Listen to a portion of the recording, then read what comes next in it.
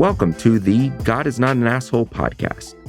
If you are one of the many people done with religious dogmatism, hang on. You might sense transcendence, but your church or other faith community never seem to get off the ground. You realize that honoring your conscience means more than fitting in and keeping hard-to-explain rules?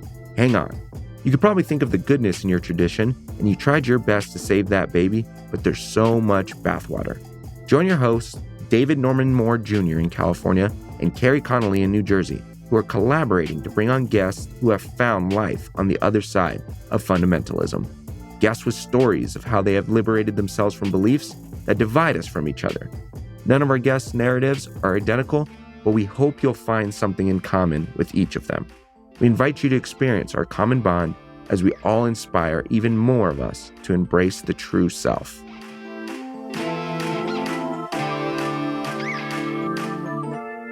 You know, in the work that I've done and over the course of the past few years, I've gotten really, really tired of the meme wars and the social media. You know, I feel like while I recognize that it's important to take a stance publicly on certain issues, I'm also like, I'm not sure that it's actually doing anything that's worthwhile.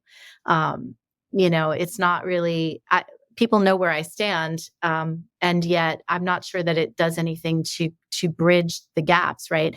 And as you've been talking, I've been thinking about a book that I used in my research called The Man They Wanted Me to Be. And it's all about how the Trump administration essentially used toxic masculinity as a tool, right, to help Trump get elected.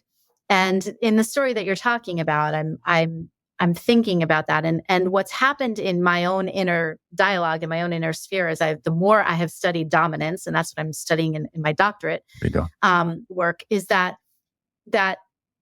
those identities who are most dominant are the most fearful because they have the most to lose, right? They are also the most isolated from actual care and belonging, and that is a part of what happens in a white patriarchy. That boy children are literally cut off. Bell Hooks talks about this, that boy children are literally cut off earlier from maternal love and affection and physical care, right? And so they become men whose only emotional access is to anger, right? And so the more deeply afraid they are, the angrier they become, right? And then you think about trauma and the trauma that these men have gone through. And there's we all hear about fight, flight, and freeze. There's another one, fawn, and then there's also annihilate. And when I think about the annihilate trauma response, it is a response that says all or nothing. I'm just going to go out fighting. I'm probably going to go out, but I'm going to go out fighting. And I think about the predominantly straight white men who perpetuate or perpetrate mass shootings, right? It's often straight white men, not always, but often. And so what has happened, what's really annoying for me and my identity, the identity that I used to ascribe to, is that I have found more and more compassion for the most dominant identity in our society and the one that does so much harm. I have found more and more compassion for these people and more of a desire to reach them rather than beat them over the head with a meme or an Instagram story. Like it seems pointless to me now. It doesn't do anything to bridge this gap and to help us ascend into a better place as a human race, right? And for sure. So when I think my biggest frustration with the story that you told is that you were surrounded by maybe 50 of these angry voices and only 4 came to talk to you, even though I know that's progress, even though I recognize the beauty in that. It feels too slow. It feels frustratingly not enough. And Doug did mention that we have representative government, so maybe trying to look at the glass half full. I know. So help me to look at the glass half full, Doug. Well, there's some narrative in the Jewish telling of the world that's built around a remnant, that if 10%, and so I've long operated with this 10% thing. And I also just buy into a theory of social change of which early early adopters of change narrative are always, it's a bell curve narrative, right? So it's always a smaller amount and it's going to catch. And that's how it goes. So I feel super good about those numbers. As you should. I'm not trying to take away from that at all. No, I mean, no, but like as opposed to like it's a, and I'm not trying to be champion about this. I'm just saying, as opposed to a scarcity narrative, you know, there were 90% who didn't seem to want to engage and said, well, good enough, you know, and it did end better than it started. So it's generally a win. But if there's 10% of people that are like, hey, I think we're going to get through, those are numbers that are culturally transformative. If you could extend that level exponentially, of numbers, so the way you get there is with little 10%. We like to refer to it as acupunctural intervention in our world. You know, these little moments to touch a particular nerve doesn't take a lot. And so the kinds of people that's how social movements and social change comes. Look, most people who are engaged in a social movement of any kind, I mean, this can be the slow food movement or the single pour coffee movement or make your own clothes or do, you know, knit at home, social, political movements, whatever.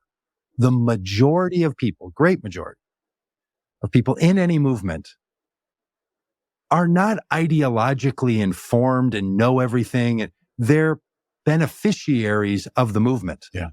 Right. Then there's some people who are like, they're those early adopters, you know, those creatives that are actually making it happen and they want everybody else to benefit from it. That's sort of how it goes. And there's no shame on that, but they are deeply, deeply in. And those are people that are more interesting to me than the masses. Okay. And Carrie, can I say something about something about advertising first on this? Go ahead. Point. Yeah. The degree to which social media is social media, probably true. Feels to me like it's as much social marketing or social advertising as anything. Okay, which is also fair. Like that's kind of what memes are. Like we're putting up. In the advertising world, some people think advertisers try to get you to do something you don't want to do. Well, anybody who spends any money on advertising realizes that's totally a waste of money. No one's trying to convince you to do something you don't want to do. Advertising can do two powerful things, though, if convincing you to do something you don't want to do, like buy their product if you don't want to buy it. One of them is to convince people who already use your product that they made a good choice.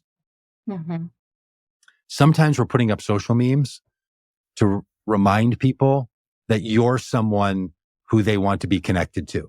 They followed you before, they're going to follow you again, and this is a good reminder. It's a really powerful thing. In fact, in marketing or advertising, like keeping a customer is worth way more than trying to find a new one, right? You have to keep your base. The second thing it can do is it can tell someone that something they do want exists that they didn't know existed. So they're already desirous of it. So, you know, lots of marketers are trying to figure out, how do we find people who are already looking for this thing? So there are some people. Now that's a teeny number of pick any product. There is no product at which most people want it. Right? I don't know, love and fresh air maybe, but fortunately you can't sell that.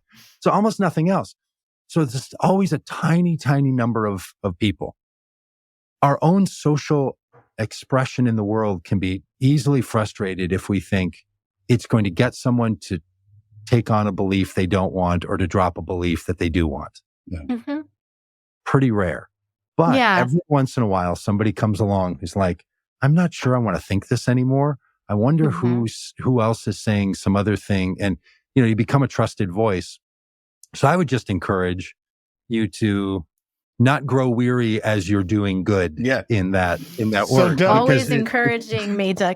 Well, can I respond, David? I know you have something to say, but can I just respond to that? Okay. No, or is it going to get us off the track of this topic? No, and I'm glad, you know, just what you said already. What you said already has been vital, Doug. But Carrie's question, I'm glad that you raised it, but I'll save what I'm going to say for you to go ahead and interact here, Carrie. Are you sure? Mm-hmm. Because if it's not going to take us off track, okay, thank you, I appreciate it. So I'm thinking about two things regarding social media and the ways that it can do both harm and good.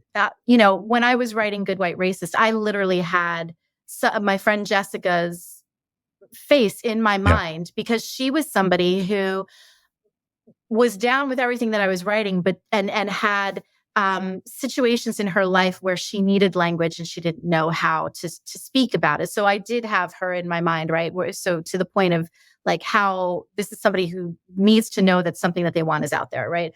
And then also, I remember one morning I woke up and I opened Facebook and I was tagged in a post by a man named George. And George started off and he said, I just got this book and it was so, because my daughter told me that I was a racist and I didn't think I was a racist. So I wanted to find out if I was. So I went out and I got a book and I got this book. And then it devolved into, he hated it. He absolutely hated it. And so at some point I started to get snarky, but then I decided, I said, hey, George, if you hated it so much, I'll send me your email address and I will send you a personal refund check.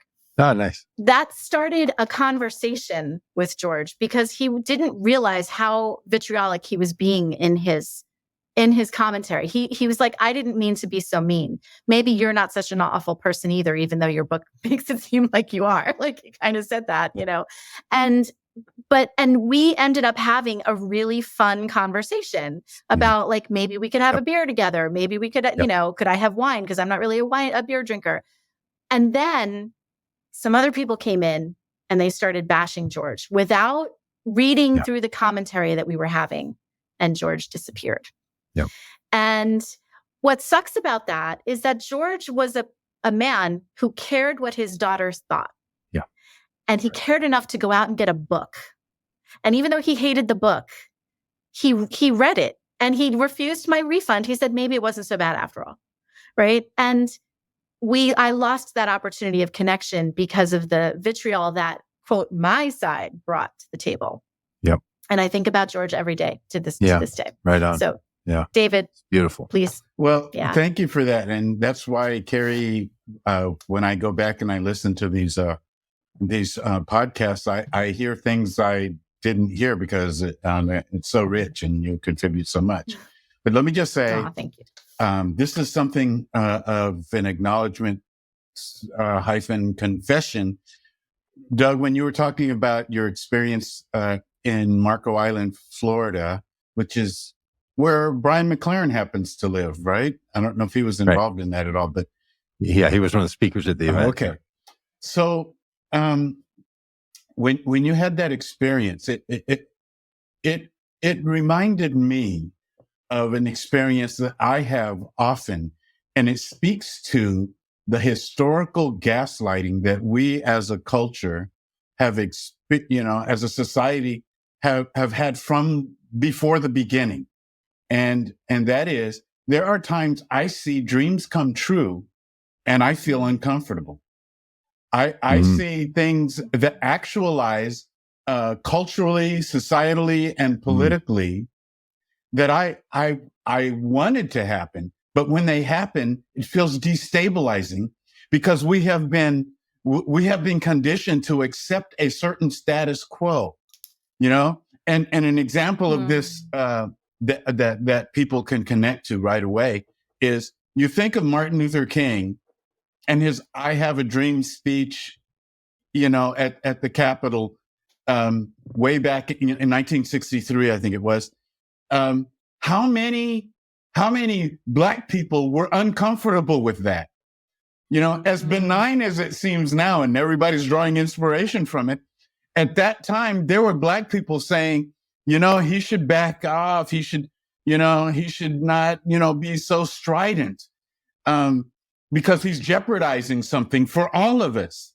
And I get that feeling often today in so many ways, of seeing things, whether it's me walking into the bank that I used to bank with. I banked there for 20 years. And every time I went in there, there was one Latina who worked there. I remember her name, Connie. And we would, always greet each other. I greeted everybody else too, but she and I, because we're people of color, we just kind of connected, right? And then I remember the day I walked into that bank, and obviously this didn't happen overnight, but it felt like overnight. Every employee in there was brown. Every single person in that bank, behind the desk, the counters. And I remember saying out loud, "Where did all the white people go?" Because it was kind of a shock to recognize that. What do you say to that? Fabulous. Yeah, look, I mean, I'm not a big fan of like business advice stuff, business self-helpy kind of stuff. But one of the reminders you get from some business lectures are have an idea of what success would look like. How do we know if what we're doing is right? Like, can you paint a picture of a preferable future that will happen when your thing is accomplished? Yeah. Because I don't really buy the whole, if you don't know where you're going, you're not kind of sure when you get there, because I don't know. That's just not how human beings experience the world. But there's something true about, hey, if we're making a demand, what's it going to look like when it happens? And rarely a King's speech does it end up looking like the imagination at the time. Or when you're thinking, oh, my experience at the bank, what's that ultimately going to look like? Oh, I didn't see this coming. And then that reality not matching our expectation, I think it's safe to say for a lot of us, frustration is the space between expectation and reality. Yeah. So, a lot of us come up with tricks to shrink that gap, lower our expectations or change them, or work harder to change reality. But that story of yours, and Carrie, in some ways yours too, like when you're writing the book and you have this friend in your in mind, and who's gonna, like, does it end up with George, and does it end up with Connie not being the one standout, that you and Connie have now a thing that's kind of a special bond, and now it's just, you're just another one of the customers that's not considered white in the bank? Like, I don't know. Yeah. What do we want? Where do we think all this is going to go? Why, it's the Proud Boys that surrounded you in that moment. I'm saying what I shared that story to say, I can understand how they could be more exponentially, offset than I was, because at least I wanted it. And that's not something they ever wanted in the first place, presumably. Yeah. So they now walk into a bank and it doesn't look like they wanted it to look. One of the very first premises that I worked with when I started writing intentionally about race and then about dominance is this idea that we have, as a society, a failure of imagination, which is why we have not successfully eliminated systems of dominance, because we don't know what it would look like to truly be a society that was run for and by the collective, right? Where everyone had an equal voice. We don't know what that would look like.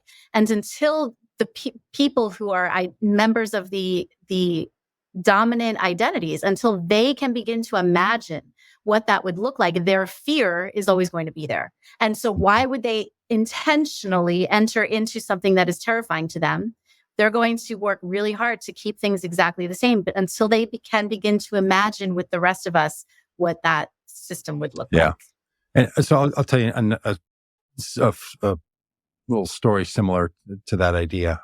It is a family member of mine, a little bit older than me, 3 years older than me.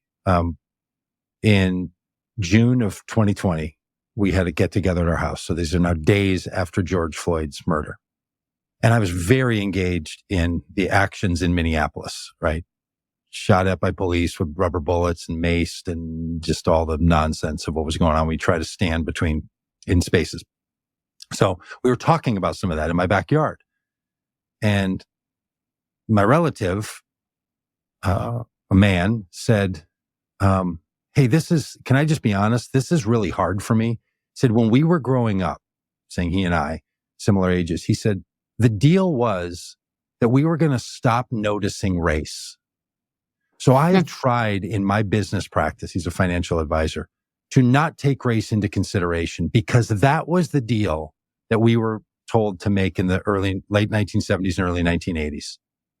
And he said, and now I feel like if I do that, the deal changed And now I have to acknowledge race. So he's like, I don't understand why we're saying Black Lives Matter. I thought we were saying all lives matter. That was the win in the 80s and it's the loss now. And I feel like somehow the deal got changed and I don't know. I don't know when it happened or how it happened or who changed it. He's got tears now rolling down his eyes and saying the things we would all say. I am a good person. And I was trying to fulfill a story, and he quotes King, as a lot of people do, right? I wanted a world in which our children would play together and we didn't notice and care. And now that's not the thing. Yeah. And he's like, now you have a Black Lives Matter sign in your front yard, and I don't know what we're doing. So, like this, so a lot's going on, see, right? that's What the is sense of disorientation that I can relate to in the Proud Boys and how they would be more upset because I did imagine what I saw in the bank. It just, the fact that it happened was, I mean, I wanted something like that happen because we have a very high Latinx population here. And I just thought it would be great to see more of them in positions, all kinds of positions. And, we've seen them as mayors and city council people and all of that in our city now. When I moved here, that was not the case. And now that I'm looking at it, yes, it is what I wanted, but still it is not what I was gaslighted into accepting. And so systemically, my whole body says, whoa, you're an anti-racist, but it kind of disturbs you when you see what you want to happen actually happen. Yes. Yeah. And is that actually what you imagined, right? Or is it more of the casting call for a Verizon commercial where there just seems to be a version of, the Rainbow Coalition? Yeah. But see, right? even Doug, even that, because me growing up as a kid and never seeing any Black people in any commercials and rarely anybody who wasn't white, that's like, okay, my kids are growing up in a different world. My grandkids are growing up in a different, that's a positive thing, but it's disturbing at the same time. It is disturbing because I was conditioned to accept a different reality. Yeah. And look, it feels to a lot of us like there's a bait and switch happening in society and culture all the time about what the expectations and what the accomplishments look like. Just, on a regular basis. As any of us get older, very common experience for someone at some birthday, for someone to say to them, does 42 feel like you thought 40s would feel like? And they're like, no, man, I didn't see this coming up. Like that's the human shit. That's the shared human thing, right? So, David, I hear what you're saying, but what I don't want to do is say, the red hatters, the Trumpers and the Proud Boys and that crowd, the world got switched on them. Let's show a little compassion and a little pity. I'm not saying you're while saying they this. stab us.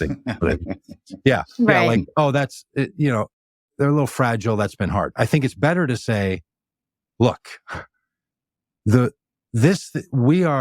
we're standing on a floating dock in society all the time, and everybody feels a little bit off. And the deals we were made, the promises that we made to ourselves and from others, they're not coming to fruition the way that we hoped that they would. It doesn't look like I thought it was going to. That is a shared experience. Not, too bad you people lived in an isolated. I hear this all the time. Like, those people that live in rural America, like they don't really know because they don't have to deal with all this other. I'm like, yeah, well, they kind of do. Like we're all there's something more shared. And so if we're going to move from hero, villain, victim narrative, right, which that whole thing is set up on, somebody's the hero, somebody's had something taken from them, someone comes along to make things right for take from the victim or take from the villain and give to the victim. The alternative to that is the human sojourning story, that we're all immigrants in a new world and a new life. We're all in this thing together. And some of us do really hard things that damage one another. Some of us do heroic things. Some of us are impacted by each other. In fact, that's all of us. So we're all going to be a hero and a villain and a victim, but we're all experiencing this shared human dilemma, what I would call a predicament. I'm currently into this thing about the difference between a problem and a predicament. Because problems have solutions, and we have a lot of problems. We should just solve them. Just fix the problem, right? Mhm. But then sometimes you have a predicament, and a predicament requires multiple responses because it's so complex that any solution is going to create another problem. Yeah. So now we have to have multiple responses at different times, constantly going on. The environment is like that. Human relationships, war is not a problem. Race is not a problem. It's a predicament. Yeah. And we have to have multiple responses. But if we see ourselves as shared in that, if that's a kind of inclusion, right? That human thing that doesn't have to give I kind of also said to my relative when he was giving me this thing, I said, hey man, I totally hear you. Mm. But this has been changing for a while. Mhm. I think if you don't want to be bothered by this, you should take some time to access some of the resources available. Because if you're trying to tell me that the deal you thought you were made in 1983 is not the deal in 2020, well, what deal was? Mhm. So, right. So there's a little bit of I get it. I feel that with you. It's true. And I don't know, welcome to the jungle, man. That's how it goes. Things change. The deal gets swapped around. So it's the left foot, right foot, right? If we're going to move forward, hopping it wears you out for a while. It's good to be bipedal if you can, step with each of those feet to move yourself along. Some great empathy for, this is a change deal. And you can do something about it. You're not alone.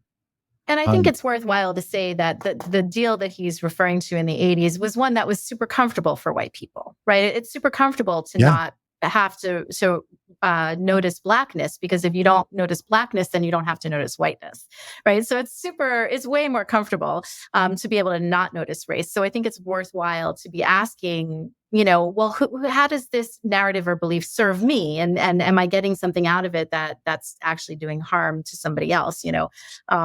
I think that's a really important thing. And then the other thing that I think is really important to your point, that everything is changing. This moral arc of the universe that's bending toward justice. Bending does imply movement, right? That and the language around things of dominance and the ways that we talk about it, they are all changing, right? And so it is hard to keep on top of it. And that's where I think it's really important. We've heard this idea that impact is more important than intention, especially in relations, race relations. However, I really believe that intention is very important. Yes, you have to understand your impact, but if your intention is truly to be a good person, then you will change your mind and your behavior when you realize that the impact that you had was harmful. If you're not really interested in being a good person, you'll say, well, you should just know my intentions and just know that I'm a good person. That's right. Right. Yeah. That somehow goodness is a existential reality that you are, as opposed to something you are being. Mm-hmm. I am gooding. Right. Exactly. Not something you possess. When you talked about predicament and problem, you made me think of my friend. She just 2 days ago spoke at our church, Dr. Linda Kikiewicz, who is indigenous. She's indigenous and she's a geographer, and she did her doctoral work while living in among Palestinians. Can't remember if it was the West Bank or Gaza, wow. But she did her doctoral work there. And so the reason that we've called on her twice in the past month to come and speak to us is she is able to somehow empathize with Jews, Israelis, and Palestinians, casting them as people, Israelis and Palestinians, as people who feel, she can feel them, who feel like they have nowhere on the planet to go. Now, whether that's a reality or not, it's their reality, and they feel that. So that's their predicament. And she's able to cast it. And from that, she comes up with solutions. So it's both a predicament and a problem that she has given the kind of thought to, but not just, intellectual thought, but Yes. heart thought, investing herself relationally in people. She is uniquely capable of answering these things, but she's Mhm. not on, Facebook, putting out memes that make other people feel like they're being attacked. Somehow she's able to, if I can say this the right way, she's able to attack people and not leave them feeling that they were attacked. Yeah. Does that make sense? And yet these are not the voices that we're hearing, not just when it comes to Israelis and Palestinians, but in many of our disagreements and conflicts, we're not hearing enough of from the people who are deeply invested in, the good people on all sides. I'm not trying to say that. What I'm saying is, though, that there are people who are invested enough, and that's why I brought up that Who We Become, the documentary of the Filipino families that's out on Netflix now. People are invested in people who think differently. So when you are invested in them, it's a whole different ballgame. That's right. Well, and that's why I find the migration story, whether that's physical migration, psychological migration, spiritual migration, to be so helpful. In fact, in these stories that you've told, about the documentary, the Filipinos, and the experience of an indigenous person then being in Palestine and Gaza and in Israel, like that's where we turn. We actually have a long history of that in the United States, that people will tell the stories about forced migration through, servitudal slavery, or people choosing to come, or people moving from one part of the country to another, or a parent changing a job, or a person leaving their family at 16 to go. Like, that's what we turn to, those journeying stories all of the time. And we love them because they touch the human experience, that wherever we are, the world doesn't feel as safe as we thought the world was going to feel. And that's why the hero's journey stuff is not a helpful frame. And I'm not even sure. I feel like it's, I don't know. Well, wait, back up. Can you say that again? I don't need to pick a fight with the hero's journey people right here, but can you I'm not sure. just for a second back up? What did you just say? You said wherever we are is not as comfortable. Doesn't feel as safe and comfortable as we thought that it was going to. Can you just kind of just unpack that for a moment? I just think the lived experience of most of us, that like, oh, there we go, is extremely temporary. There's a brief moments that we all get. Wow. I don't know. You're working hard. You're doing a thing, and you finally go in and you sit down. And you're like, oh. And then some matter of minutes later, maybe you've finished your Wordle, and then you're like, well, it's time to get up again, right? Like that thing that was so right now isn't. Like, we have this experience all the time. Sometimes you're going to be just like, oh man, that podcast was great, but it was so long. I just have to stand up. And by the end of the day, you're going to be like, it's been a long day. I just have to lay down. Like, we're constantly in this unsatisfied. We got what we like we're playing crazy eights with kids. We got what we asked for, and now we just ask for the next thing. And instead of beating ourselves up or saying like, I have to drive that out of me and I have to become some version of complacent, or I don't know, whatever, like, that's just human. It's the human. It's actually neurobiological. They've done studies about it, about setting goals, and you peak neurobiologically. I don't really know what the hormones are involved, but you peak neurobiologically just before you hit the goal. When you're at that final push, that's when it feels the best. That's when the endorphins are running. And when you actually hit it, those brain chemicals are on the downslide. And so most goals, when you hit them, you're like, meh. Like, what's next? Because I need another rush. Right. Standing at the checkout counter is the place where you're at your highest moment of expectation and exhilaration. Then you get home and unpack it and think, maybe I should bring it back. Right? Like that just happens. Okay. So going back to, we get to a place and it's not as enjoyable, as comfortable as as we expected. I don't know about you and Carrie, but I have had conversations with people, and these are people who are established in, in the community, in the economy, locally. But I've had conversations with people who are watching the run up to the 2024 election, and they already have Plan B in place in terms of, I'm moving to Portugal. I'm not going to. I'm going to Canada. I'm just not going to stay here and deal with any more of this drama. Can you speak to that in terms of what you just framed? Yeah, that's an important coping mechanism that some people know how to engage in readily.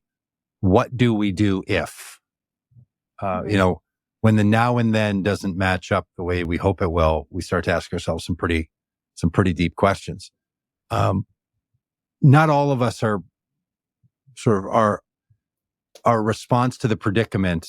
They're all different.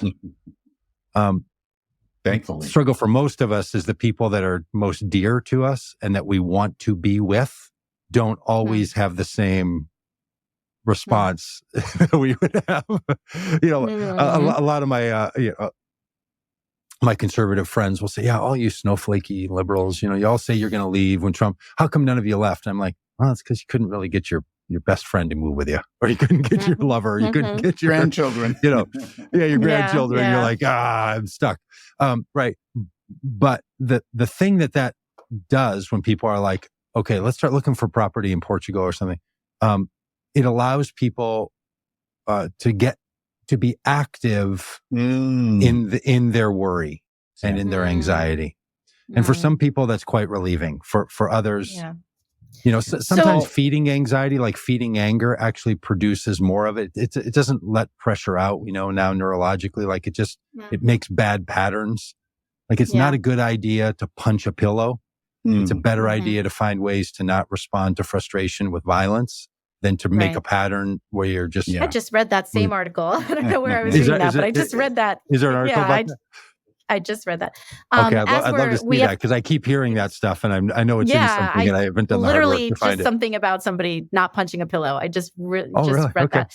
Yeah. So we're coming up on our hour. So in closing, I would love to know, what if you could say one thing to people as we are entering into yet another election cycle, and people are heading off to the voting booths? What's one thing? What's one thought that you would love to have them walking into that voting booth with? I guess it would be to consider how the common good is your voting criteria, not your political identity, not even your outcome.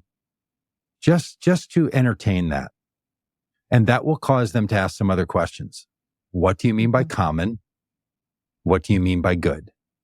And human beings are really well suited for that question. What do we mean by that? And if you're just asking that question, as opposed to assuming whatever you're about to do is what any other reasonable person who cares about the common good would do, which is what I tend to do. Like, sure, we might all get there from different places, but it's like an airport. We all came in on different flights, and we're all going different ways, and we're all here for different reasons. Some of us work here, and some of us are passing through, but we're all here. And the common good can feel like that to people, that it's some shared space, and we should argue about it. That's not always helpful, but the internal questioning of, wow, what do I even mean by that? So we get real philosophical about it, because when you run a group called Vote Common Good, people tend to ask you, what do you mean by common? Or what do you mean by good? And we get all, Jesus-y or philosophical about it, and be like, well, you know what good and common is, right? And then they start talking about what they think about it. And we're like, see, that's why we're called this, because it poses a question that we're asking all the time. We're negotiating that that's a very deeply relational, communal endeavor, common goodery. So where common sense probably isn't. Like, common sense seems to be functionally, that's another thing. That's like, That's a whole other podcast. Yeah. Yes. Well, thank you. As always, it was so good to talk with you. So thank you Such a pleasure, so much Carrie. So good for to see you. showing up. Thank you so much for being here today. We are people who have left behind performance-based religion and the shame that comes with it. Maybe you have a personal liberation story to tell, and we want to know about it. Please contact us on Twitter at God is not an asshole, or text 805-703-8393, because the world needs to know that God is not an asshole.